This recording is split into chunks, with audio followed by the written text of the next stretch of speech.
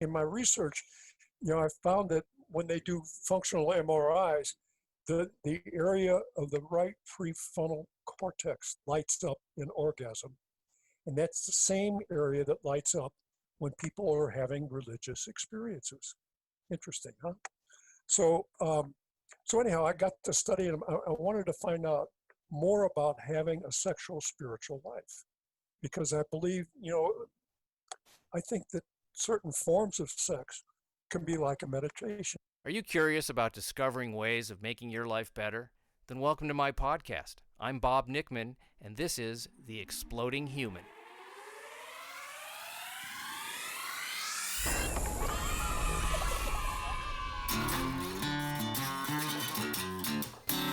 Listen in while I talk with all kinds of people in the fields of personal growth, health and healing, alternative therapies, psychology, spirituality, environment, and the future. I'm looking for those answers that make life better for everyone. You'll meet cutting-edge practitioners, doctors, artists, filmmakers, business people, and those who have overcome challenges. The brave, the curious, anyone who is out there helping us humans to explore, expand, and explode. Hey, welcome to The Exploding Human. I'm Bob Nickman. The gentleman at the top there that you heard is Frank Wiegers.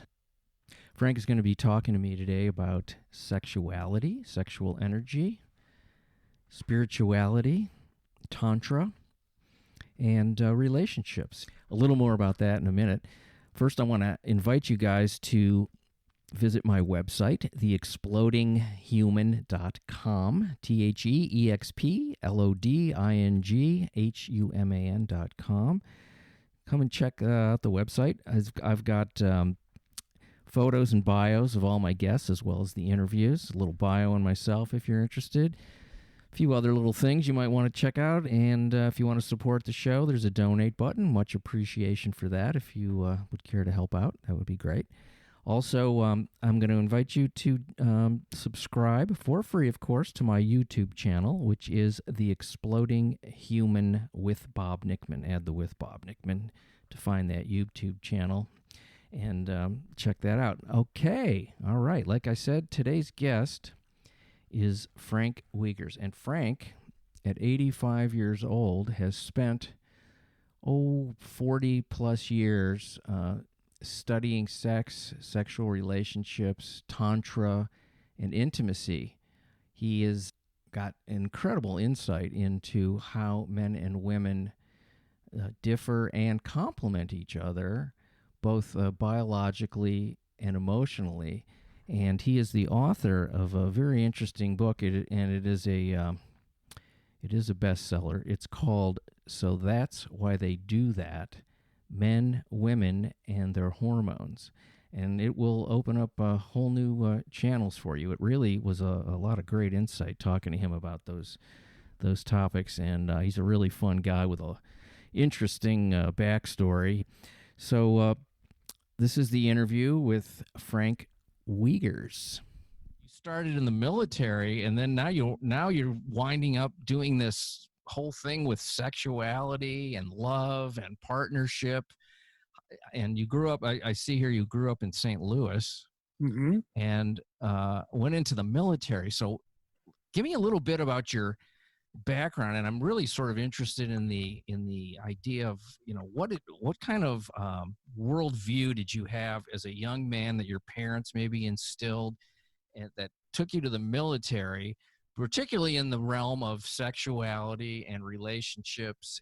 A couple of very devout Catholic parents who sent me to parochial school, and then to a Jesuit all-boys prep school and a Jesuit university. And the whole idea of what I was faced with as a kid was repression, what I consider now repression. And don't do anything.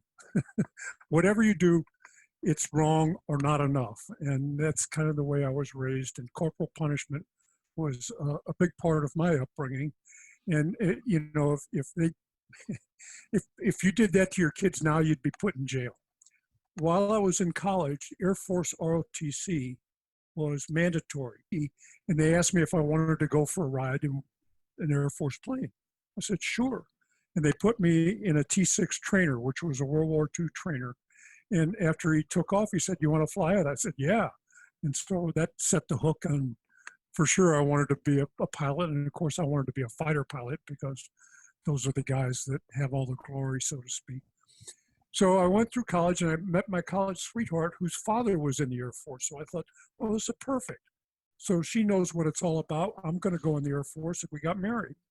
Well, she was another devout Catholic and thought that sex was really something that you had to do and she didn't enjoy very much. And I was, on the other hand, knew nothing about sex except that I liked it and wanted more of it.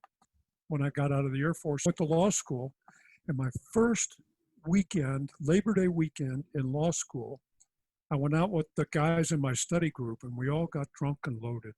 And none of them could drive a stick shift. I wound up driving them home and got pulled over and spent the night in the drunk tank. And I went, oh, this is not good. I don't ever want to do this again. So Yeah, I hear you. a friend of mine showed up on my door and he said, hey, I got a chance to go to the Navy alcohol rehab program this was in San Diego at the Navy base down there. He said, but they won't give me a bunk. Can I sleep on your couch? I'm like, sure. So he starts telling me all about the recovery program that he's in. And I said, I really want to stop drinking. That was 40 years ago. And I haven't had a drink or a drug since. So then I start looking at my life and saying, well, the thing that I'm most uncomfortable with is love, sex, and relationship. So I'm a student. I mean, I got all these degrees. I know how to study. So I'm going to start learning about love, sex, and relationship. And I met a woman teacher, minister by the name of Terry Cole Whitaker. Yeah, I do know who she is. I've heard her speak. Yeah, she was amazing. I actually wound up in her ministerial training program and working on her staff. And she said, the deepest wounds in our society are sex and money. And she would always talk about prosperity consciousness. And I said, well, who's going to talk about sex? She says, not me. I said, I'll take that one. And so I started studying everything I could about love, sex, and relationship. And I studied with teachers from all over the world, Tantra teachers and relationship teachers. I went to the Relationship Coaching Institute. After my first marriage to my college sweetheart broke up, I had a rebound marriage. I had 16 years with her and 16 months with the rebound marriage. I had nothing in common with her except sex. I always thought that sex could be really spiritual. It's not always, but it could be. And if you've ever said, oh God, I'm coming, that's a spiritual moment. Yeah, it really, truly is. Yeah, and, sure. and so I started studying in my research. I found that when they do functional MRIs, the area of the right prefrontal cortex lights up in orgasm. And that's the same area that lights up when people are having religious experiences. Interesting, huh? So anyhow, I got to study and I wanted to find out more about having a sexual spiritual life, because I believe, I think that certain forms of sex can be like a meditation. And then I found out about Tantra, and people introduced me to various Tantra teachers, and I studied with them. So I've been studying about sex and relationship almost as long as I've been sober. And it really is the way I want to live my life. Let's talk about what Tantra is, because I know a little bit about it, and which is good, because you're going to explain it to me and the rest of the people listening, because it's one of those things, you hear about it, you don't know what the actual nuts and bolts are. I don't. Tantra that most people practice in Western culture is referred to as Neo-Tantra or the New Tantra. Excuse me. And in Tantra, the word Tantra itself means a sort of weaving. And it's like weaving that sexual energy into all areas of your life. And to me, that makes total sense, because sex is a really powerful energy. And if we use that to enhance ourselves and not just to not use it like alcohol or drugs to numb ourselves, but if we use it to enliven ourselves, which some people claim cocaine can do that, but that's not the idea. The idea is to use it to enliven your whole spirit, and you weave that into your life, and that's kind of what we try to do. And we leave, but it's more than just about sex. It's about the relationship. And I've just finished editing the first major edit on a book I'm calling Magical Sex. And what I mean by magical sex is the magic. And a lot of people, when you first get into a new relationship and it's so passionate and alive, that the sex is really magic, and everybody says, "Oh my God, it's really great." And then you get married or you get into a long-term committed relationship, and then the magic kind of goes away because life happens and we get busy and we get preoccupied. And for guys, once the commitment is there, they think, "Oh, okay, I don't have to do anything anymore. It's just there." Well, that's not the case. And what I also discovered as I studied about relationships is, if you want a really good relationship, you have to create it every day. I mean, it's not something that you can just let happen, because when you do that, life happens and you get preoccupied and you get busy, and kids get sick, you get sick, she gets sick, the car gets wrecked, everything happens, and then the relationship winds up taking second or third place. And the relationship is the thing that's probably the most important of all. It's more important than the kids, it's more important than the job, and people lose sight of that. And if you have a strong, powerful relationship, then all that other stuff is going to be a lot easier. So I said, if I wanted, like I said, with my third wife, I tried everything that I wanted to try. And I found out that that's not it. What's really it is the bond that I have with my mate. And how good that bond is depends on me, not her. I have to go out there and do what it takes to make that bond with her as strong and powerful as I can. And there's lots of ways that you can do that, but most of us never are ever taught that. We have role models that are our parents and our relatives, our aunts and our uncles, and some of those probably were not the best role models. And I got 26 years of formal education. Nowhere did anybody say, you need to know this about relationships. It was all Never. about making money, about, everything. It was mostly about making money. How do you get a job and do good work? Well, that's not where the joy is. How many people die saying, "I wish I spent more time in the office"? It's just, No, never. Yeah, right. So the most important thing we got is our relationship. And most guys would rather play golf on the weekend than deal with their relationship or whatever they do. Well, I find and I'll just be straight ahead with the way I think or have thought in the past mostly, which is when any woman I've ever been with says we need to talk, I want to run so fast in the opposite direction. My thought is, we don't need to talk. Everything's fine. Which means we got to connect in a way that feels vulnerable. And I'm going to have to do something I don't want to do. That's the selfish side of it. And I don't know if a lot of guys feel that way, but I think most do. They go, "Oh man, she wants to talk to me."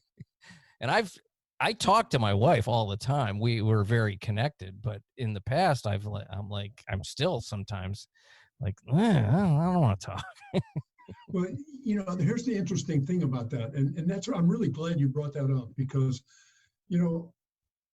women don't have the corpus callosum, the thing that divides the left hemisphere and the right hemisphere in the brain. There's as much, they switch back and forth so quickly, and we don't. And we think in terms of bullet points and constructive and, checklists, things like that. They think in global terms, and they have a wide range, and they can shift back and forth very quickly, whereas we cannot. The other thing is that when women talk to each other, they generate a thing called oxytocin, which is a hormone, and it's the bonding hormone. And women come by it naturally. I mean, they have the XX chromosome, we have XY. So X and Y don't talk to each other. X and X borrow from each other. So they come out of the birth canal already in relationship. We come out of the birth canal like the Lone Ranger. You know, we're out there doing it by himself. Oh, he had Tonto. So you get the idea, though, is that we're from the seminal beginning, we're not geared for relationship. But like flying an airplane, nothing in flying an airplane is instinctive. You have to learn everything. Everything's a learned response.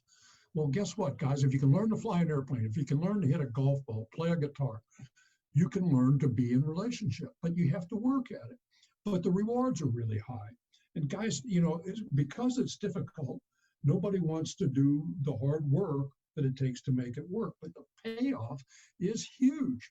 You know, if you can learn to listen to her, and sometimes they go on, and they do go on. And God love them, that's how they're trying to bond with us. And we're going like, don't, I don't want to talk. I don't want to do that. But you're missing a lot of juice. And when you get her, and if you want to have magical sex, and I talk about this a lot in this book, if you want to have magical sex, you got to set it up to have that deep, intimate connection with your partner. Otherwise, it's totally hit. I mean, that's not to say you can't have a one-night stand that's really magical, but if you want to do this on a repeatable, consistent basis, then you got to have a really highly functioning, intimate relationship. So learning how to talk and listen is really, and the truth is, guys, you don't have to do that much talking. You have to do a lot more. No, you really don't. You just have to do a lot of listening, but you have to be present with the listening. Yeah, that's the hard part. You can't phone this in. You got to be there. And it's not texting. It's being totally present, eyeball to eyeball. And you got to look them in the eye. And you got to let them know. You got to be nodding your head. And you got to say, well, wait a minute. I didn't understand that part. Why did you do that? Or what is it you want to buy? Or you want to get some new clothes? Well, tell me about what you want. And, like we really care about what their dresses are. But, the only reason we care is because we care about them and we want what they got, because what they got makes us happy. And I had the Native American shaman that I studied with, he said, all things are born of a woman, and it all starts with sex. And sex is the source of all creativity, not just procreativity. All creativity starts with sex, and it's that sexual energy. And in the book, I talk about sex magic. And sex magic is how you know about the law of attraction. So what you think about is what you tend to attract. Mm-hmm. So we know that thoughts have power and energy.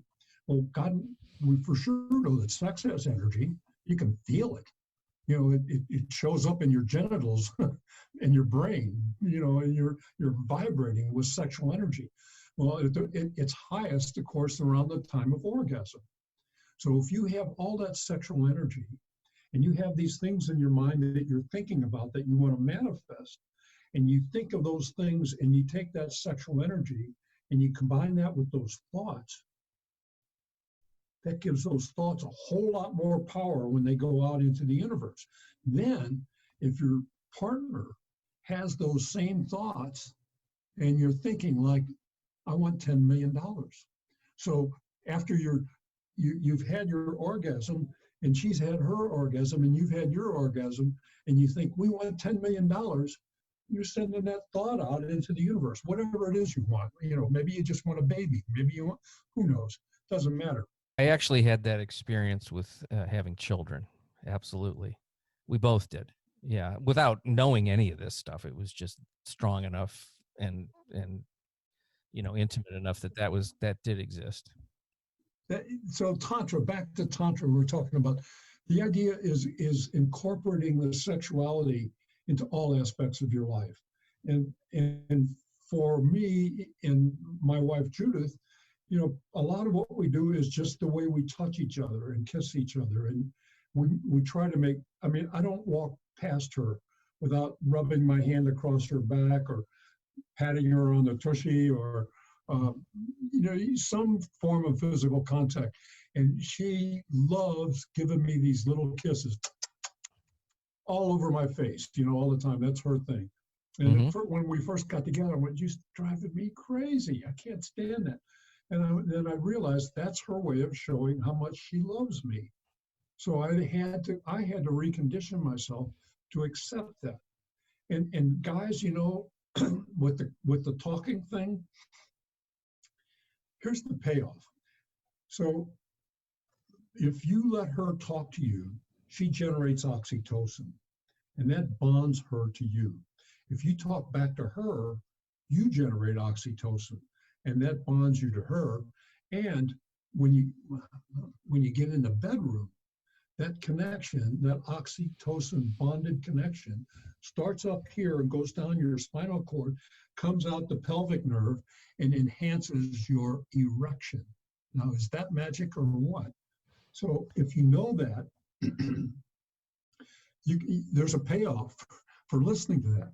So in my research, I said, there's really, Masters and Johnson said that they have four phases of there's the arousal phase, and then there's the plateau, and then there's orgasm, and then there's resolution. Well, my approach to sexuality said, well, there's really 4 stages, and we incorporate the Masters and Johnson stuff. But the first stage is pre-play. Then there's foreplay, which everybody knows what foreplay is. Then there's deep play, that's when you actually have sex. And then there's afterplay. Well, foreplay and deep play, there's been hundreds of books written about those. Nobody really talks about pre-play. And pre-play is what you do before you get to foreplay. And that could be dinner and a movie. It could be grab her in the hall and rip your clothes off and have sex on the floor. Or if you're in a long-term relationship and you got kids, it could be scheduling time on Sunday afternoon when the kids are out playing and you lock the bedroom door and you get in there and you don't have any desire. Your mind is occupied with all kinds of other stuff. But when you get into the bedroom and you do this pre-play, then you create the bond between the two of you. And the way I do it is it starts out with talking, because the most erogenous zone on a woman is between her ears. It's all about her brain. And once you get her talking and present with you, she's bonding with you, and that helps you to bond with her. So now you do some other things, and we talk about doing some physical exercise, because a lot of the sex teachers that I work with said, it's really good before sex to do something like dancing or physical exercise. And we have a whole bunch of stuff like that that gets the blood moving. And especially for the women, as they start to move and stretch and do all that stuff, begins to get them present in their body and out of their heads. So that's the conversation, and then the physical exercise are parts of the pre-play. And once you feel connected, have you ever done that hand on heart exercise where you reach out with your right hand and you put it on the chest of the person standing opposite you, and they put their right hand on your chest over your heart, then you cover their hand with your other hand, that hand on heart? Well, that's the beginning of it. And you might stand there naked, the two of you, looking at each other with a hand on the heart, looking into each other's eyes, and synchronizing your breathing. So the man synchronizes his breath with the women. And that's a limbic connection right there, and it's below the level of consciousness, and it really sets you up for magical sex. Mm-hmm. So I was going to say, do you do this in your workshops? You're showing people some certain types of exercises like this, or is it just in your books? I don't do any workshops. I just write and talk, and I coach people. Oh, okay. I like to I used to have this vision of being a seminar leader, and I got to looking at it, and I said, that's too much work. you got to have logistic teams. You got to rent the room, and You know, Marketing, yeah. I rented a couple of empty rooms and got the lesson really quickly. Okay, very good. So anyhow, so we're making this connection. In this pre-play, the whole idea is to establish a really solid connection between the two of you. But then after the sex is over, you both have orgasm. As I always say, you know, the idea of having a mutual orgasm is mostly fantasy that they write about in books. Make sure that the woman comes first, and then have your orgasm. And then after that, take the time to snuggle and cuddle with her. And that's when you use the sex magic, where you start thinking about what it is you want to manifest. And you said she needs that oxytocin bond after that, because she's just totally opened up her whole body, mind, and heart, soul to you. And you got the same shot of oxytocin, but guess what? When you orgasm, you get a shot of testosterone. And testosterone then blocks the oxytocin. So guys want to either pass out and go to sleep, or they want to get up and see what's on TV or get something to eat. In the old days, guys would light a cigarette afterwards, you know. But if you just take a few minutes, 10 minutes, 15 minutes, and just hold her close to you and spend that time thinking about what it is you want to manifest, that's the afterplay. And that's where the sex magic. I think a lot of, because men want to go to sleep after sometimes, you know, that women feel used. Like he just used me for that. Now he's going to sleep and he doesn't care. Or he's watching TV, he doesn't really care. I think a lot of women don't like that. No, of course they don't. And I don't blame them, because I wouldn't either. Yeah. So, you know, and the thing is that if you go to sleep, and a lot of times that happens because after the orgasm, it's such a release that we've been carrying so much tension from our everyday life, the stress of work, the stress of the family, all that stuff. And we have this orgasm, and all of a sudden, all that's gone. And we can totally relax, and we pass out. I mean, it isn't that we, you know, that, so you just got to acknowledge that. But if we approach it with this, you know, doing the pre-play, the foreplay, and you really are putting energy in. Here's a thing I like to think about when there's two ways to do this. You can do it with oral sex, or you can do it with coupled sex. That if you're circulating energy, so, you know, as you inhale, you come out a little bit. Let's say you're connected, having sex. And as you exhale, you push your penis back in, and you inhale, it comes out, not all the way out, just out, and it can only be moving a half an inch. But you're doing that, and as you're doing that, you're thinking, as it goes in, you're sending energy through your penis up into her vagina. And if she's conscious with you, she's bringing that energy up her spine, and hopefully you're kissing. So you've got this energy circuit that's going from your heart down to your penis, into her vagina, up into her heart, up into her mouth, and come back out into your mouth, and your mouths and your tongues are connected. And that's an amazing, magical source of energy.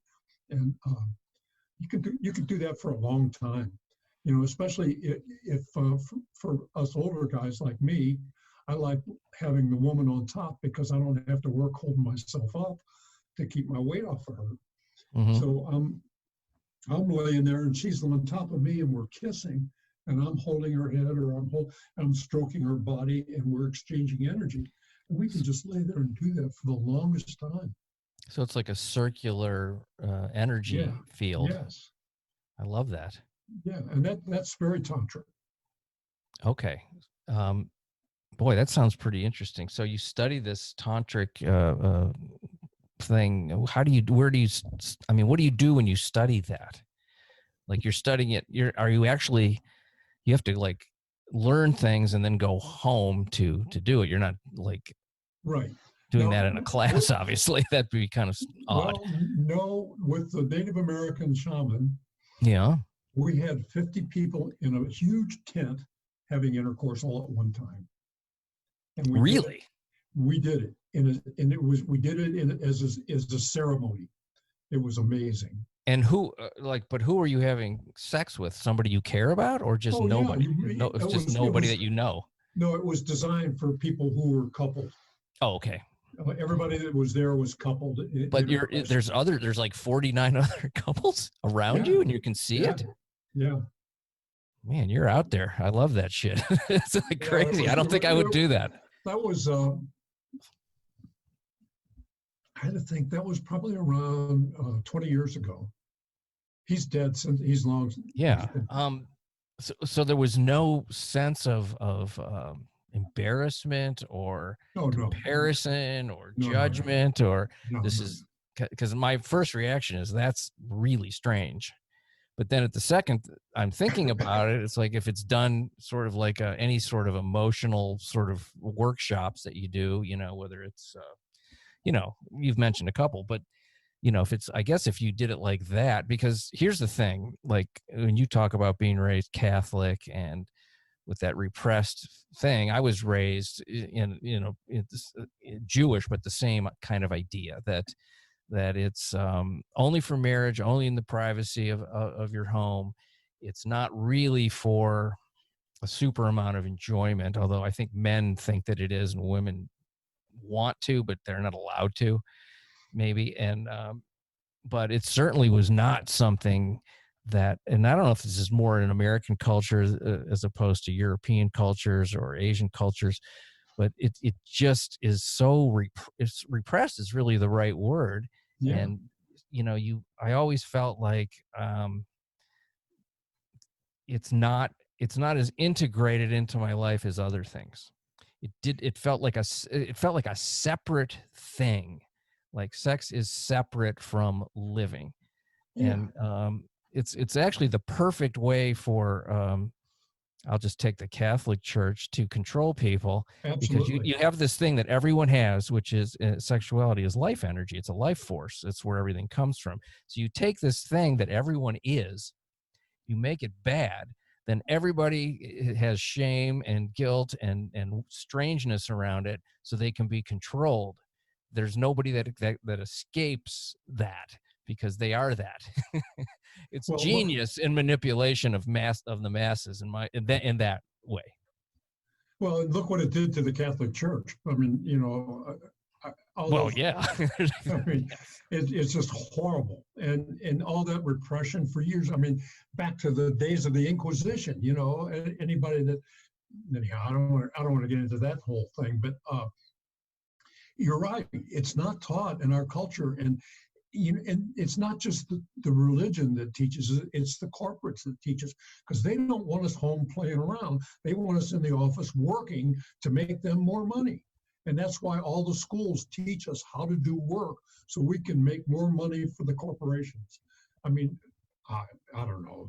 That's just something I'm thinking about. Yeah, I can't disagree with that. That sounds, I mean, I talk about this kind of stuff all the time. Like, why are we living? What reasons do we have for living? Is it money? Of course it isn't, but that's just a piece.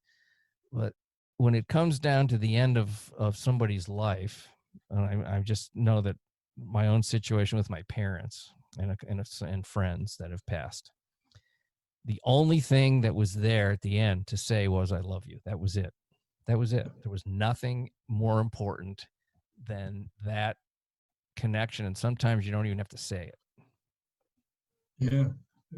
And it's really a sad statement about our culture that, the most important thing is not relationships. We're not taught about relationships. We're not encouraged to have good relationships. We're encouraged to buy shit. I mean, that's all they want us to do is buy shit so we can make them richer instead of having, and the sex is free. I mean, if you're there in a relationship, it doesn't cost money. It's not free. There's an emotional price tag. You have to put yourself out there to do this right. You have to make a commitment. But God, what a great investment. If you make an investment, guys would much rather spend time on, I had sailboats, I had airplanes, I had race cars. I did all that, high ticket items because I didn't have a sex life. So I needed that adrenaline. I needed something to drive me to smother that real powerful urge that's in me. Well, it's interesting how I think there's quite a few people that feel guilty doing nothing. It's like they've got to be accomplishing rather than being.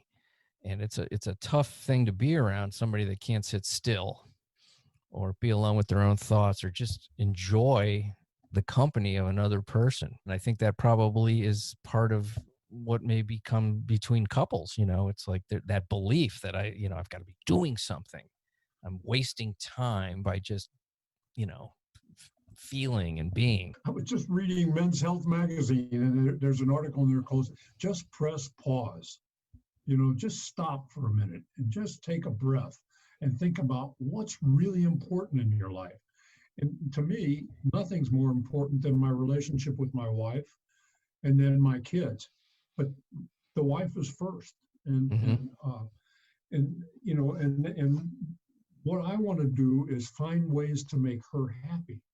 And what she wants to do is find ways to make me happy. And if we both are finding ways to make each other happy, happiness may result. Who knows? It might. Now, there was something I wanted to talk to you about because I'm 66 and you're 85 or 4, which I don't know which one it is. But there was something on your website about getting older and losing. One of the things was, because I've noticed this, I've lost some muscle mass. I can't develop muscles as quickly or as much as I used to. My sex drive has gone down a certain amount. I'm not worried about it, but it's definitely not the way it was when I was in my 20s, 30s, even 40s. I was going to actually ask you if there's supplements people take. I mean, I know there's the Viagra kind of stuff, which I have not explored, but how does that, because everybody eventually gets older. Yeah, sure. And we wrote, my wife and I, actually, she did most of the writing on a book called "So That's Why They Do That: Men, Women, and Their Hormones." And it's a really good book. And everybody that's read it said, God, I wish I'd known this when I was in high school. And it's about how testosterone, estrogen, and oxytocin affect us. And then we have chapters on andropause and menopause. And andropause is the aging, the definition of aging decline in men, because starting somewhere in the early 30s, we start losing 1% to 2% of our testosterone generation every year. So by the time you're 60, you probably have as much estrogen in your body as your female counterpart. And estrogen in us diminishes our testosterone. And when you eat carbs, it converts the carbs into belly fat faster because we don't have the testosterone to offset that. So for me, I really try to watch my carbs. I mean, I still love carbs. But I try to keep it down on watching the carbs to keep and I still have belly fat, but I'm probably 10 pounds over my fighting weight. I also work out every day. I mean, I get up out of bed, I get into my office, and I go down on the floor, and I do planks, and I do push-ups, and I do curls, and I do some leg stretches and some back stretches. And so I keep the physical, and then I try to walk at least a couple hours a week. Maybe some days it's an hour, some days it's a half hour, some days I don't walk at all. And I quit running 15 years ago because my knees were blown out. And I take PRP shots in my knees and my hips to keep those mobile. And what's PRP? PRP is platelet-rich plasma. And what they do is they draw some blood out of your vein in your arm, and they put it in a centrifuge and spin it, and then take all the platelets out and inject those into your joints and your knees and your hips. And it helps regenerate cartilage. And it's really made a huge difference for me. Oh, that's great. I didn't know about that. Okay. Yeah, it's kind of pricey. You have to find the right guys to do it. 4 years ago, my T levels were really dropping way down below below the bottom limit for my age. So I started getting testosterone injections, and God, that's really made me stronger and more energetic, and my libido's back. But here's the thing about your libido and about desire. You know, as you age, a lot of times, and this is true for women as well, a lot of times desire just goes away. I mean, it'd be nice. I like getting off, but I don't need it right now. I'll go watch TV. But if you get in the bedroom and you do the pre-play and the foreplay, somewhere around the middle of foreplay, the desire comes back, because desire will follow arousal. Because once you start getting turned on, you're there, and then you have the desire. So, and if you just show up, and what's that old saying, suit up and show up? And if you just do that and get in the bedroom and do it, desire will follow arousal, and you'll have a great time. So I always encourage people. I said, schedule sex, just like you schedule the kids' play dates. Even if you're not feeling it ahead of the time, do it. If you're saying go do it, like exercise. I don't feel like taking a walk today, but I'm going to do it. Exactly. And then you're glad you did. Yes. And even if you don't get an erection, even if you don't have sex, if you get in there naked and rub your bodies together and kiss and stroke and hug and cuddle and talk, it's going to do wonders for your relationship and strengthen it. Because, growing old together is really a blessing, because you've got somebody to be there with you and somebody to support you and love you, because there's going to be tough times, because when you get old, things start falling apart. Yeah, I've noticed. So we spend 1 or 2 days a month going to the doctors together, so we make it an event. We go find a nice restaurant afterwards or whatever, or go for whatever. Anyhow. Yeah. Well, there's something quite beautiful about, long-term commitment, where a lot of times you don't have, you've got this history, so you don't have to say a lot in certain situations. It's just the knowledge that the other person, has your back and cares about you, which is so wonderful. Yeah. I love that part of it. Arguing, I don't care for, but. So guys, and doing exercise is really important. I think, that helps boost the testosterone. And after all, and when we actually got married, I was 75.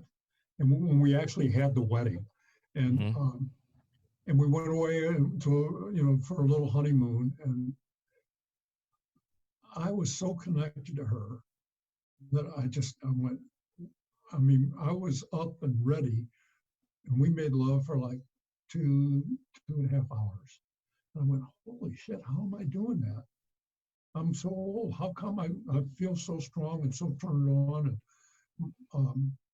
And that's when I connected it back to that study. It was a Swedish study that connected the oxytocin going from the brain to the pelvic nerve, and enhances the erection. So, that is really great to hear that. Yeah, so that's the whole reason, guys, that you want to listen and talk. You want to be eyeball to eyeball with her before you make love, and let her talk about anything that she wants to. And when she takes a breath, you say, is there more? Is there more you'd like to say about it? And you just keep, and she'll love you for that. And then when she is there and ready and you start doing foreplay, she's going to be juicy. So that's important. So keeping the male thing going, you have to know that by the time you're in your mid-60s, did you say, Bob? Yeah, 66. Yeah, so your testosterone levels, you might want to get them checked. And if you start, here's the bad news is, if you start taking testosterone supplements, and my doctor said, don't take the pill because it goes through your liver, and that's not good. And don't take the creams because temperature affects them and they lose their potency. So the injection is the best way. It's all part of taking care of yourself. I guess I'm on the right track. I eat well and I exercise. and I listened, even when I don't want to. So a couple times my wife has said, "Thank you for listening to me. I know it wasn't very interesting." Well, that's great that she's conscious of it, Yeah, at least, yeah. you know, and she's, I do what I can. yeah, well, she's aware that you're making a contribution to the relationship. Yes, I was complaining once in a therapy setting, just me. She wasn't there for that one, but I said, "Man, I got to listen to this stuff that I just don't care about." And he goes, "That's great." I go, "It is?" He goes, "Yeah, that's really good." Yeah, it And is. and I was like, "All right, I'll just keep doing that." Yeah. And the more you can engage her, you know, we use a lot of rituals in our relationship, and one of the rituals we use is the evening news. We sit down at the dinner table and we go blow by blow, event by event through the day with each other, not with her, with each other. But I tell her everything I did that was in my day, and then she tells me everything that she did that was in her day. Sometimes when the topic is of no interest, it's a Herculean effort to listen. It is. I mean, On it both is sides. On it both is for sides. me too. Yeah. Yeah. And, I mean, I've been told I don't give a fuck about what you're talking about. So if people want to get a hold of you, I see you had two websites. You had the Top Gun Love is one of them, yeah, and that's the that's the one I best went one. to, and it's really great and lots of good information. What's the name of that book again? So that's what it is. What's the name of the book? It's called "So That's Why You Do That." That's That why they do that. Men, okay. women, and their hormones. It's on the website, and it's available on Amazon. It's an award-winning book. It's really It's a helpful. great title. Fantastic title. Yeah. Because everybody wants to know. It's the biggest question. Why do I had a guy call me the other day. His wife asked him, his kid, this was so funny. His kid said, "Dad, have you ever had your heart broken?" And he goes, "I don't know. I don't really think about that." And, he just sort of, I don't know. And right. So later the wife came and said, "What do you mean you've never had your heart broken?" She started cross-examining him about past relationships. And he goes, "What's your end game with this?" This cannot go well. No. And she hadn't talked to him for a couple of days. She was really upset. I said, "Just go back and tell her." We came up with a solution together, which was to go tell her that you've never had your heart broken in the way that you could now, because you've never been so connected to anybody that until you have been with her. That's very good. And we came up with that together. He goes, "Yeah, I'm going to try that." That's very good. The thing with women is that they get, we do stuff that upsets them, and they don't say anything about it. They just cut us off and give us the cold shoulder. You say, is there something wrong? And they say, "No, everything's fine." Well, that's bullshit. It really is. Because guys, we can't read facial expressions. We don't read body language. They do, because they have to look at babies who don't communicate. So they got to be, they're really good at that. So ladies, if you're listening to this, you got to tell him what's wrong in words, probably more than 5 times before he gets it.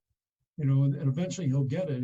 If he's not responding the way you think it is, you got to stop and tell him, that's not a good answer.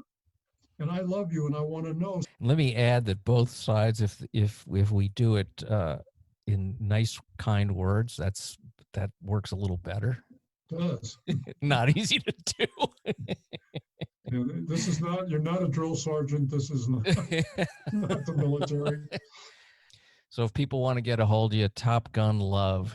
That's the place. Frank, and you work with your wife and doing this work. No, we don't work together. She works. Well, we do some things together, but okay. But I just want to say that the Top Gun Love thing came about because I was a fighter pilot, mm-hmm. and I said, if people would do the same things for the relationship that a fighter pilot does to be a top gun, it would be amazing. And so we started out, and Top Gun pilots are always working and studying to find the best way to do things, and they practice every chance they get. Well, what if we did that in relationship? Wow, it would make a huge difference. So that's how the name Top Gun. Well, it came about in a workshop. Some lady said, "Oh, you're the Top Gun of love." I went, "Well, that makes me sound like the stud of the world, and I'm just I'm just an old firefighter." So anyhow, Yeah, Top Gun Love. That's it. .com. All right. Well, thanks, Frank. I really appreciate you talking to me today, and great information. I feel like there's more that I'm going to have to learn now, which I'm happy about. I always want to find new things to enhance my life. That's why I do the podcast. It's hopefully it helps you got somebody. some great interviews on there. Oh, thank you. Yeah. Appreciate that. I'm here anytime you want to talk. I love it. I could talk about this stuff for days. Okay, great. Thank you. I'm sure there's things I'll think about later Frank Wiegers. I really enjoyed that. And I'm going to be checking out his book, which sounds pretty fascinating. And check out his website, Top Gun Love, if you've got the time to do that and the inclination. I think it's well worth it. I just spent some time checking out the information he's got there. And much appreciation for listening in to The Exploding Human, and subscribe to my YouTube channel, The Exploding Human with Bob Nickman. Thanks so much. Bye.